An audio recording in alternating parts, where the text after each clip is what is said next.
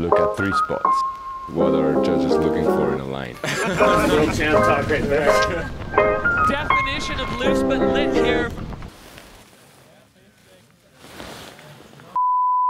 What's up everyone? So we're here in Fieberbrunn in front of the BCGE loader for the first of the 2 finals of the Freeride World Tour. And today I want to give you a little input about how or what goes into choosing a line for me personally.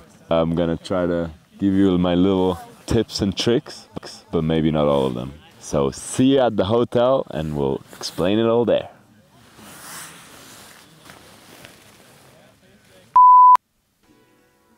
So it really depends. The size of the face, has there been competitions on it before? Is it a really freestyle face, big mountain face? What do the judges want to see? But from my very first freeride competition, I would say first of all, you take the face, look at it, what pops into your eyes at first. And then you can kind of build a run around this one feature.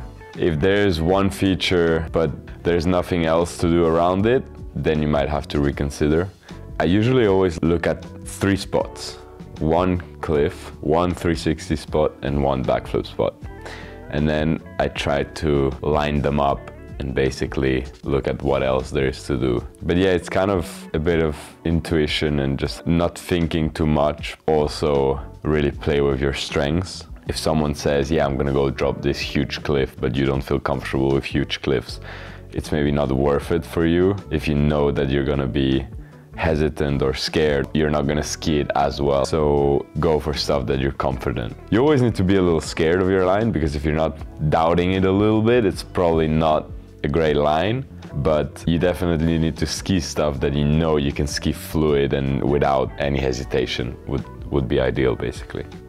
You definitely don't want to go for a mini golf run, which is doing a run where you do a bunch of little jumps here and there, left and right. It's definitely less is more. 3 big jumps is better than 10 small jumps. So you kind of have to find the right middle, which I think is about an average of 3 big actions and then maybe some small stuff in between. Make sure your turns look good, to make sure that you're not just sliding your way down the gully, but you're kind of making turns and showing that you're under control. You gotta look confident. You gotta be sure about what you're skiing. You gotta show the judges that you're under control and doing it right.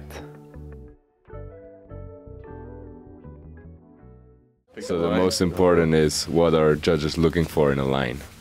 Well, I think if you pick a line, you probably want to pick a line that suits you, I think. Diversity, a bit of everything. Definitely a line that's fluid. Pretty much 2 options here, either skiers right or skiers left. And then I think you know the lines around here already, so. But there is a straight line here as well, called the Golden Eagle. Yeah. It looks good this year. It does look good. Decent takeoff. What about if a rider does the same line 3 years in a row? I don't think that changed anything. Like, if it's a good line, it's a good line.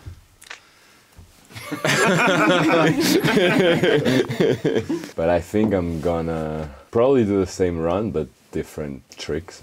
But I'm probably gonna go 200% on the first run. Yeah. Because no tracks, and then since I'm dropping last in the second run, I can always then have a look and kind of think, okay, the best run is a 78. It's just... Right. Yeah, you can tweak. Yeah. I mean, I haven't yet perfected that line, so I don't really see the point in going for something that I don't really know. You gotta use your advantages as your advantage. It's pretty deep. Yeah. Wow. That's world champ talk right there. Fieberbrunn typically is a phase where there's been a lot of comps. It's not that everything possible has been done, but it's also not like there's a million things that you could do new. For this phase in particular, I just kind of look at what has been done and then kind of choose from that. I have a picture of the face pulled up on my computer. I know that the looker's right side of the face, it's very steep and scary at the top. If you want to make that look good, you kind of have to just like no hesitation drop in left foot over this huge exposure, which is pretty scary, which I don't like so much. So that's already my first argument for going, lookers left. There's a little cliff at the top, little 2 extra points. Then there's a few rollers where you could potentially do something. And then there's this super nice backy jump, which brings you like straight into your line, which is really sick. After that, there's not much you can do in this gully, but it is where I tried to do a 360 last year and then just landed on my butt and lost a lot of points. But I'm gonna get redemption on this one this year, I think.